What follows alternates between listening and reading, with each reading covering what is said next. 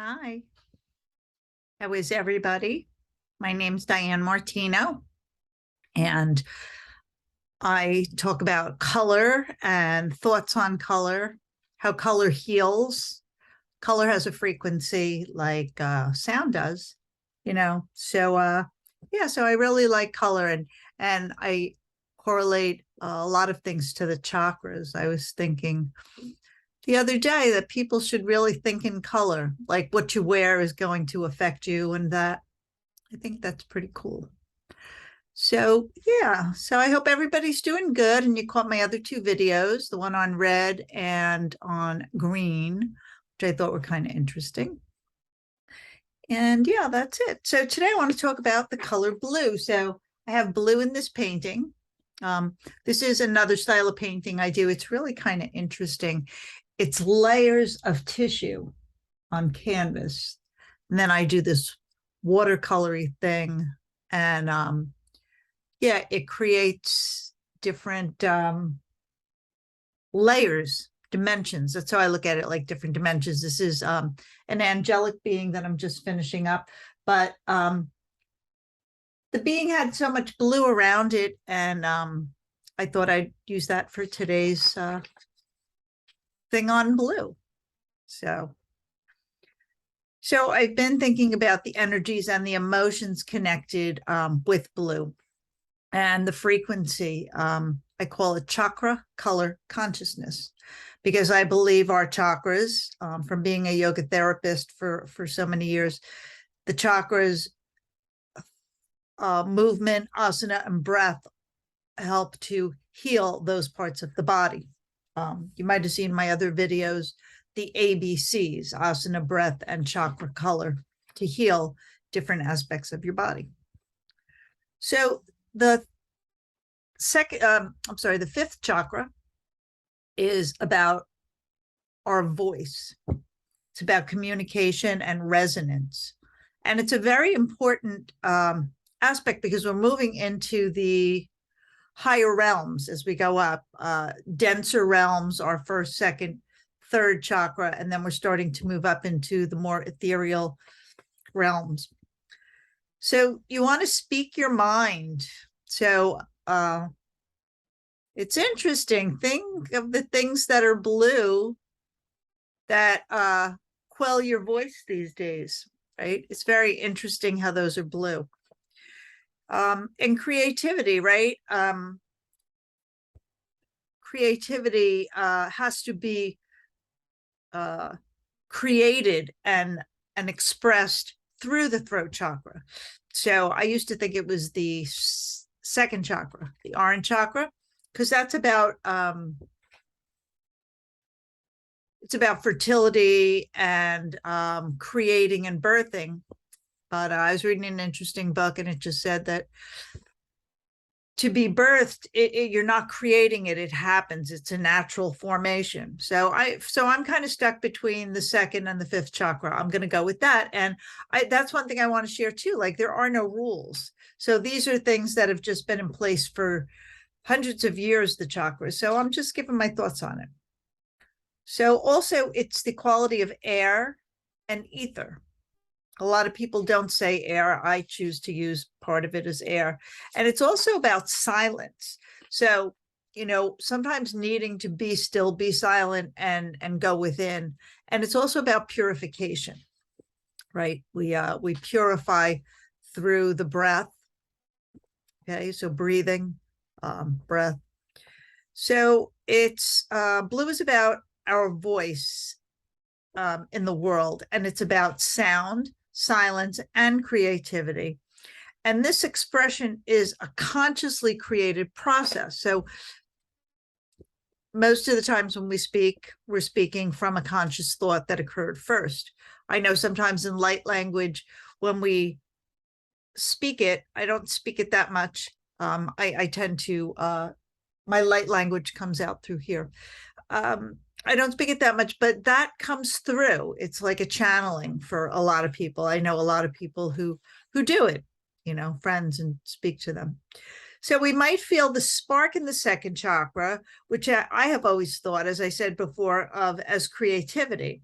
And now I understand. I don't understand. I don't go under it. I understand within my body that the creative expression comes through the voice, right? So it comes through the voice. So the blue, the fifth chakra, the Vishuddha, is kind of like the Shakti. And the orange chakra, the second chakra, the Svadhisthana, is the Shiva, right? So Shiva just kind of hangs out and does whatever. And then it takes the Shakti, the female energy, to get things moving. So that's what they say in yoga, that nothing happens without the Shakti. So I'm looking at this like the Shakti. So I kind of had that thought as I was creating this talk I wanted to give. So I feel the reversal or the manipulation that I want to talk about is on the color blue. I mean, there's great things about blue. I just told you all of them, and we should change our awareness to it. But think about this, okay?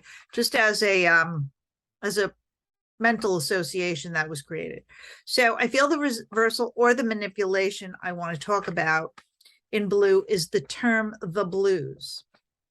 That's why they call it spell casting, because it's how you spell things and you create thoughts in your mind. So, and that's why they call it spelling.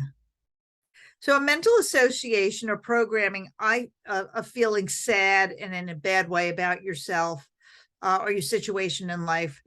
So that's what the blues are. Like people say, I have the blues.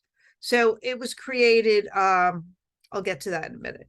So I get the feeling it's no accident on an energetic level that it has a certain demographic. When it was created, it had a certain demographic of people. And it infers a certain population. I believe the intention is to have the negativity vibrate through the throat, through sound, and through the voice, which affects people, all people. Now it affects everybody on a vibratory level, and giving the idea that they can't speak up. This is how I feel. This is my thoughts on it, that they can't speak up because they have the blues, right? So I don't care if you're green, purple, orange, yellow, whatever. The term the blues has been in our culture for a long time. Okay. So it, since they don't speak up, they have the blues, right? So I just said that.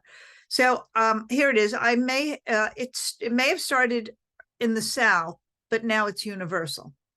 And it started in the South right after the Civil War in the 1860s, I believe it is. Yes, 1860s.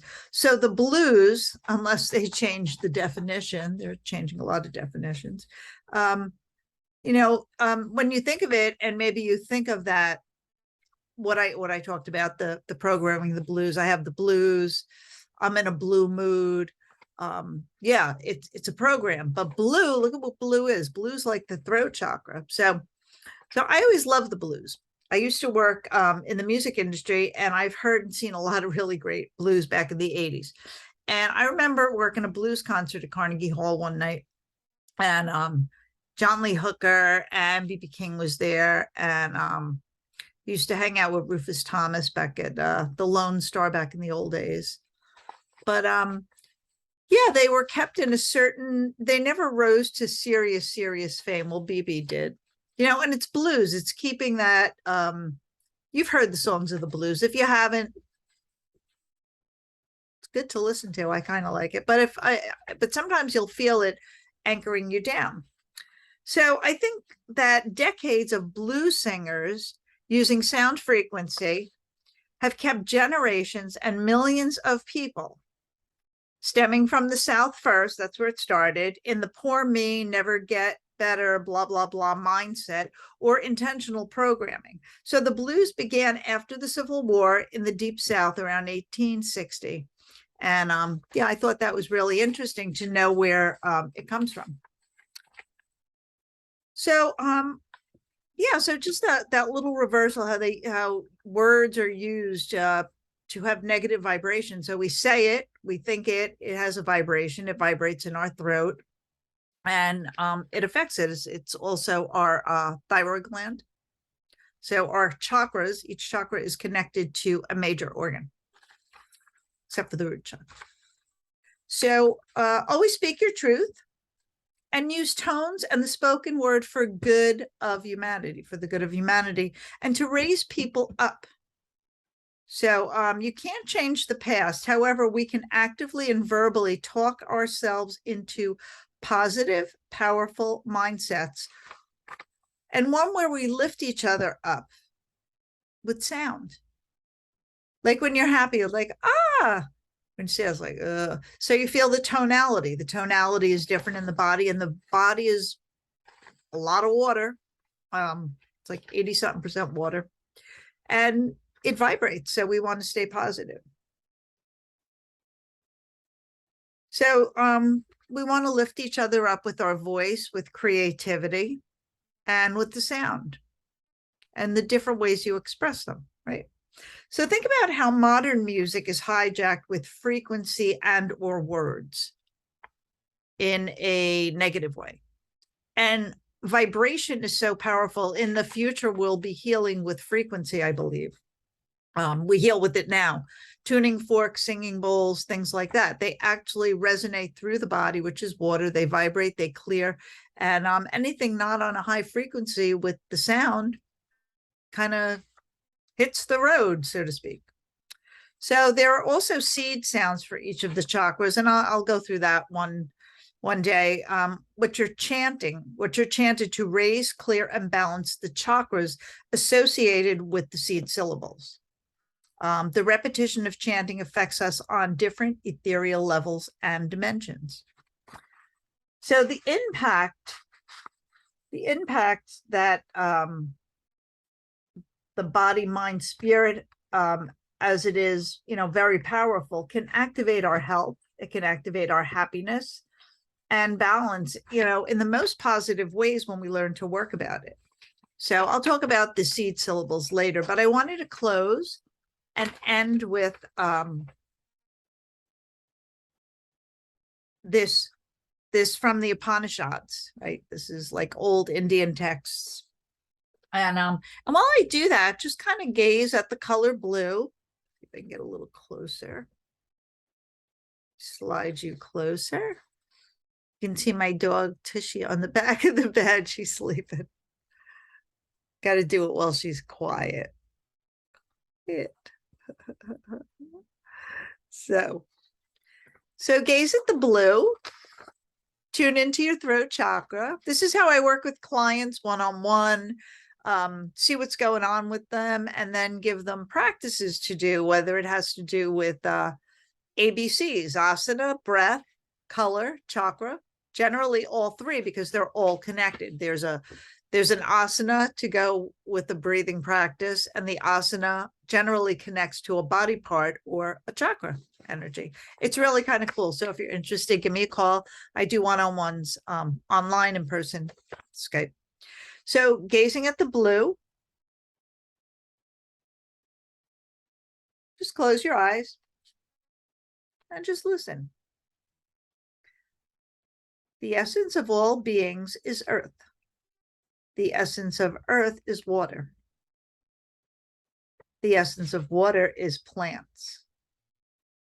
The essence of plants is man. The essence of man is speech. The essence of speech is the holy knowledge, which are the Vedas.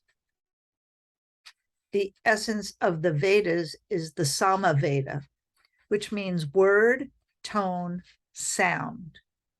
Samaveda. And the essence of Samaveda is Om, the sound of the universe. So think about that.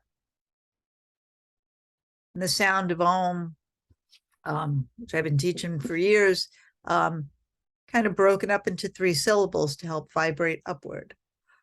Om.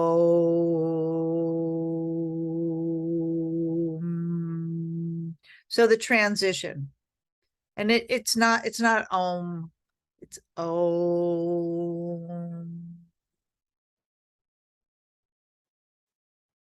So that's my thought on sound. If you'd like to get in touch with me or have reading or sessions, give me a call.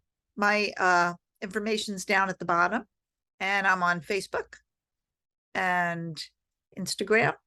And like and share and subscribe so I can get some more followers and I can go live on YouTube one day. So thank you so much and enjoy the angel being. She's a new process I'm working with. And have a great day. Om Shanti. That's Om Shanti on the bed.